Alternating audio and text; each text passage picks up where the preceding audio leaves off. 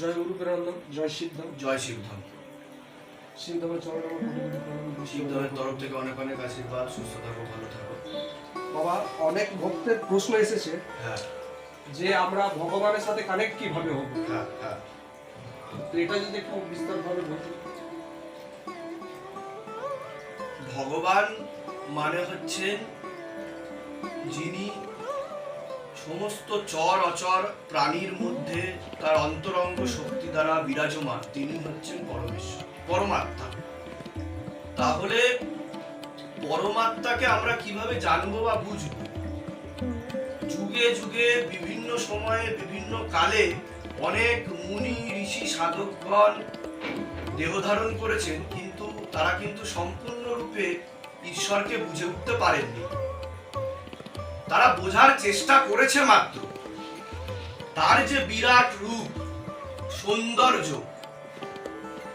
এবং তিনি যে প্রত্যেক মুহূর্তে কণায় কণায় সবকিছুর মধ্যে বর্তমান, অর্থাৎ সকল গুণের মধ্যে যে তিনি বর্তমান রয়েছেন,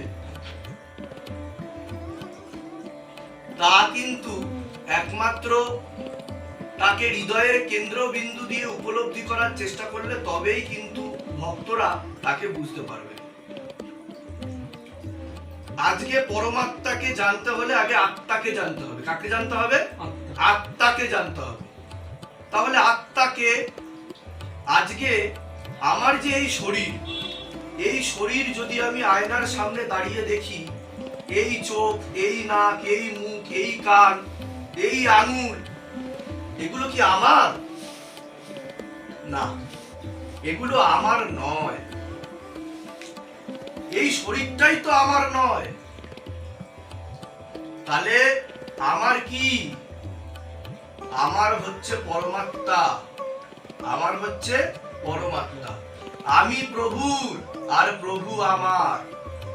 আগে বুঝতে হবে আমি কি জন্য এই পৃথিবীতে দেহ ধারণ করেছি। শুধুমাত্র কি আমি এই যে প্রত্যেক দিন খাচ্ছি, দাচ্ছি, ঘুমাচ্ছি, কাজ করছি, আনন্দ করছি, এসবের জন্যই? না, আমার অন্য কোনো উদ্দেশ্য আছে? ভগবদ গীতায় শ্রীকৃষ্ণ বলেছেন সর্ব যোনিষু কন্তেয়া। তার মানে হচ্ছে যাই নড়ে চড়ে, কথা বলে, সেক্স করে এবং বংশবৃদ্ধি করে, তার মধ্যে চিন্ময় আত্মা রয়েছে। তাহলে মানুষও যদি সেগুলোই করে, তাহলে কুকুর, বিড়াল, ছাগলের সাথে মানুষের পার্থক্য কি? এছাড়া ভগবদ গীতায় ভগবান শ্রীকৃষ্ণ কি বলেছেন? আহম বীজ প্রদা পিতা, that's mean I am the supreme creator of all. আমি হচ্ছেন পিতা, আমি হচ্ছি মাতা, আমি নিরাকার, আমি ফর্মলেস, আমি শেপলেস, না আমি পুংলিঙ্গ, না আমি স্ত্রীলিঙ্গ। আমার কোনো শেপ নেই, আমার কোনো আকার নেই, কিন্তু এই নিরাকারের মধ্যে যাহা কিছু আকার ধারণ করে, তার মধ্যেও তো তিনি বর্তমান। তাকে ছাড়া তো কোনো কিছুই সম্ভব না। তাহলে পরমাত্মা কে? পরমাত্মাকে বোঝার আগে আত্মাকে বুঝতে হবে, যেটাকে বলা হয় সেলফ রিয়েলাইজেশন, আত্ম উপলব্ধি বোধ। আগে নিজের মধ্যে খুঁজতে হবে, নিজের ভেতরে খুঁজতে হবে। আমরা বাইরে খুঁজছি, হ্যাঁ সবকিছুর মধ্যে তো তিনি রয়েছে, কিন্তু আমার বাইরে খোঁজার কি দরকার আছে? মন্দিরে বারবারই বা কি যাওয়ার দরকার আছে? হ্যাঁ, মন্দিরে তো আমাকে যেতে হবে, এটা তো নিয়ম বিধির মধ্যে পড়ে, কিন্তু ঈশ্বর আর কোথাও নেই, আমাদের মধ্যেই আছে। আচ্ছা গুরুদেব, আপনি বললেন আত্মা আমাদের আত্মার শরীরেই আছে। আত্মা কোন জায়গায় থাকে? আত্মা কোন জায়গায় থাকে? আমাদের যে স্থূল শরীর আছে, এই স্থূল শরীর ভিতরে একটি সূক্ষ্ম শরীর আছে। যেই সূক্ষ্ম শরীরকে বিভিন্ন ভাষায় বিভিন্ন রকম নামকরণ করা হয়েছে। কেউ তাকে আত্মা বলছে, কেউ তাকে সোল বলছে, কেউ তাকে স্পিরিট বলছে। এবার সোল আর স্পিরিটের মধ্যে একটা পার্থক্য হচ্ছে, যার মধ্যে আধ্যাত্মিক চেতনা অনেক বেশি, যিনি স্পিরিচুয়াল, তাকে আমরা স্পিরিট বলতে পারি। অর্থাৎ ভগবানের ক্ষমতায় যে ক্ষমতাশালী, তাকে আমরা স্পিরিট বলতে পারি। এই যে আত্মা, এই আত্মা কি আমাদের পুরো শরীরে রয়েছে? হ্যাঁ, পুরো শরীরে তো রয়েছে, কিন্তু না, এই আত্মা কেবলমাত্র আমাদের মস্তিষ্কে বসে। কোথায় বসে? মস্তিষ্কে বসে। মস্তিষ্কে বসে পুরো শরীরকে অপারেট করে, কন্ট্রোল করে। যেমন আমাদের হাত যদি কেটে যায়, পা যদি কেটে যায়, ইভেন কোমর থেকেও যদি কেটে যায়, তাও তো আমরা জীবিত থাকি। কিন্তু আমাদের ব্রেন যদি নষ্ট হয়ে যায়, তাহলে কিন্তু আমরা আর বেঁচে থাকতে পারি না। আমাদের মস্তিষ্কে, স্থূল শরীরের মধ্যে দুটো অঙ্গ আছে, দুটো অর্গান আছে, বা দুটো গ্রন্থি বলা চলে। একটা হচ্ছে পাইনিল গ্ল্যান্ড, আরেকটি হচ্ছে পিটুইটারি গ্ল্যান্ড বা গ্রন্থি। এই যে পাইনিল গ্ল্যান্ড, এই পাইনিল গ্ল্যান্ডকে বলা হয় সিট অফ সোল, মানে যার মধ্যে আত্মা বসে। কি করে? আত্মা বসে এবং পুরো শরীরকে নিয়ন্ত্রণ করে। 24 ঘন্টায় একবার আত্মাকে দেহ ছাড়তে হয়, সমস্ত প্রাণীরই তাই। তাই আমাদের ঘুম পায়। এর আগেও আমার বহু ভিডিওতে আমি এটা ব্যক্ত করার চেষ্টা করেছি। কিন্তু আমরা আমাদের অবচেতন মনে সেটাকে উপলব্ধি করতে পারি না, বিভিন্ন রকম হ্যালুজিনেশন হয়। আমরা বুঝতে পারি না যে আমি কে, হু অ্যাম আই। আগে তো জানতে হবে যে আমি কে, তারপরে তো পরমাত্মাকে জানবো। তা এই যে আত্মা আমাদের মস্তিষ্কে বসে, বর্তমান modern science, even neuro science এখনো পর্যন্ত বুঝে উঠতে পারেনি আমাদের মস্তিষ্ক কিভাবে কাজ করে। আমাদের মস্তিষ্কের 100%-এর মধ্যে মাত্র 4 to 5% আমরা ইউজ করি, বাদ বাকি 95% ইউজ করি না। ইভেন আমরা জানি না হাউ টু ইউজ ইট। যেমন তুমি একটা মোবাইল কেনো, সেই মোবাইলের সাথে একটা ম্যানুয়াল গাইড থাকে, বা যে কোনো একটা টিভি, ফ্রিজ। ঠিক সেরকমই আমাদের তো জন্ম হয়, সে কারণে আমাদের ম্যানুয়াল গাইড হচ্ছে ভগবদ গীতা, বেদ, পুরাণ। আমাদের কিভাবে চলা উচিত, আমাদের শরীরের মধ্যে কি কি তত্ত্ব রয়েছে, সেগুলো বোঝার জন্য অধ্যয়ন করা উচিত, যেগুলো কাল ক্রমে বংশ পরম্পরায় ছিন্ন হয়ে গেছে। তো সে কারণে আমাদের বুঝতে হবে ও জানতে হবে, কিংবা বোঝার চেষ্টা করতে হবে। তো আত্মা কোথায় বসে আমাদের? মস্তিষ্কে বসে আত্মা। আচ্ছা বাবা, আত্মার অনুভূতি কেমন? আত্মার অনুভূতি যখনই এই পরমাত্মার অংশ, আত্মা কি? পরমাত্মার অংশ। আত্মা কাকে বলে? যাহা কিছু পরমাত্মা থেকে উৎপন্ন হয়, আবার পরমাত্মায় বিলীন হয়ে যায়। কি? যাহা কিছু পরমাত্মা থেকে উৎপন্ন হয়, আবার পরমাত্মায় বিলীন হয়ে যায়, তাকেই আত্মা বলে। আমরা যদি জেনে যাই বা ভেবে নিই আত্মার কেবলমাত্র উদ্দেশ্য জন্ম আর মৃত্যু, তাহা কিছু ভুল নয়। কর্মের মাধ্যমে প্রত্যেক আত্মার রেভলিউশন ঘটে। কি ঘটে? বিপ্লব ঘটে। কিসের বিপ্লব? নলেজের, উইজডমের, জ্ঞানের। তা আত্মার অনুভূতি কিভাবে হয়?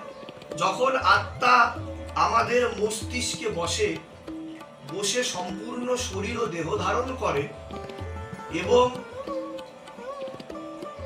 আমাদের যে পঞ্চ ইন্দ্রিয়, 5টা সেন্সেস আছে আমাদের, এই 5টা সেন্সেসের সাথে কানেক্টেড কি? কাম, ক্রোধ, লোভ, মোহ, অহংকার, যেটাকে 5টা নরকের দরজাও বলা হয়।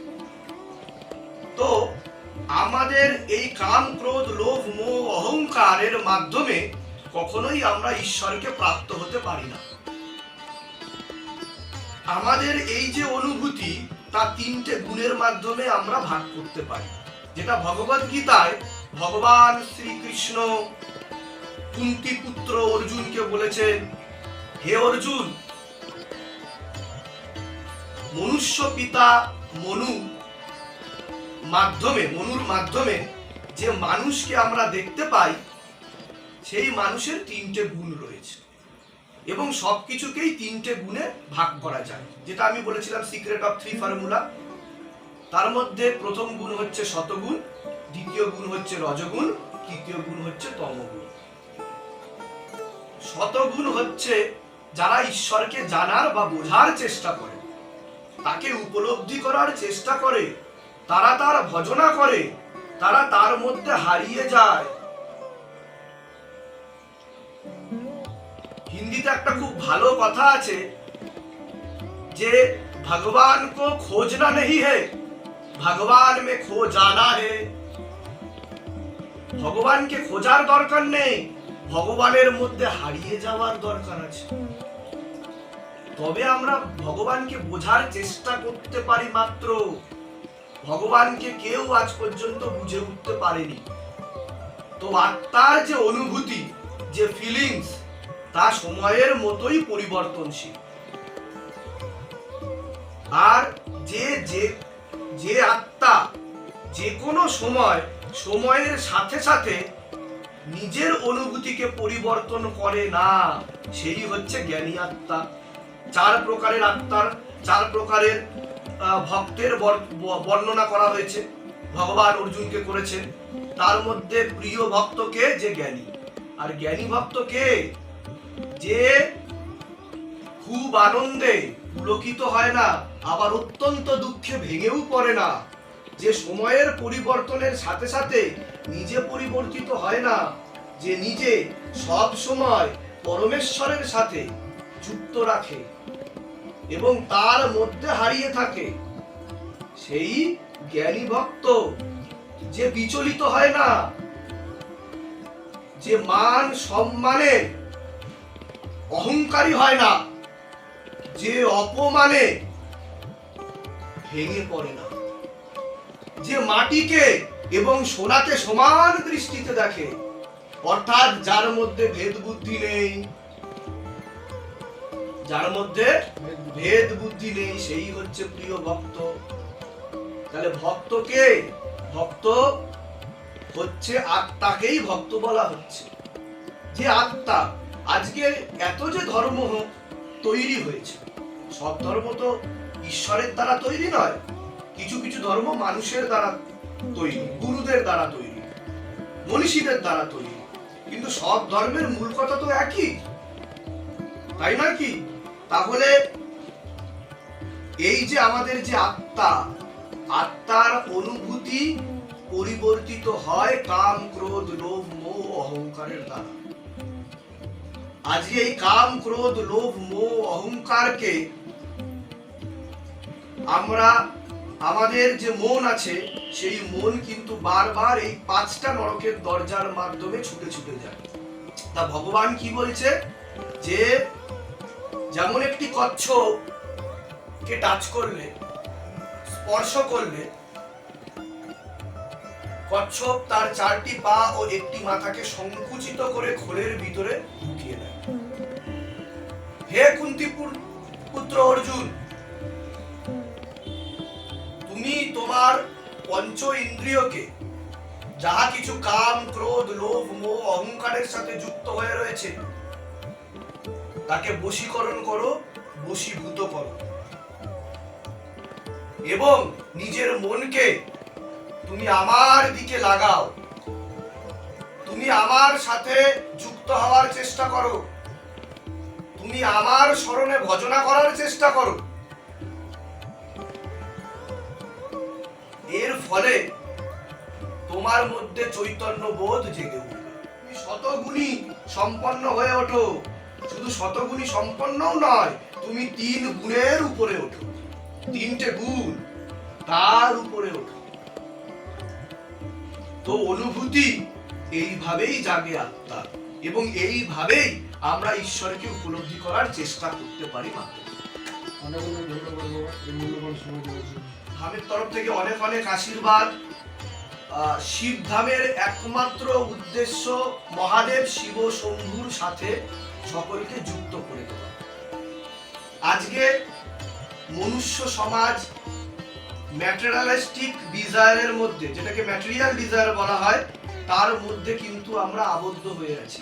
কাম, ক্রোধ, লোভ, মোহ, অহংকার, মোহ মায়ার মধ্যে আচ্ছন্ন। আমরা ইলিউশনের মধ্যে আমরা আবদ্ধ। আমরা আসল সত্যকে দেখতে পাই না, বা দেখার চেষ্টাও করি না, বা জানার চেষ্টা করি না। একবার তো আপনি রাজি হন, একবার তো আপনি ভক্তি দিয়ে দেখুন শিবধামকে। আমি কথা দিচ্ছি, আপনি শিবধামকে ভক্তি দিন, আমি আপনাদেরকে মহাদেব দেব। অনেক আশীর্বাদ, ভালো থাকুন, সুস্থ থাকুন। জয় শিবধাম। জয় শিবধাম।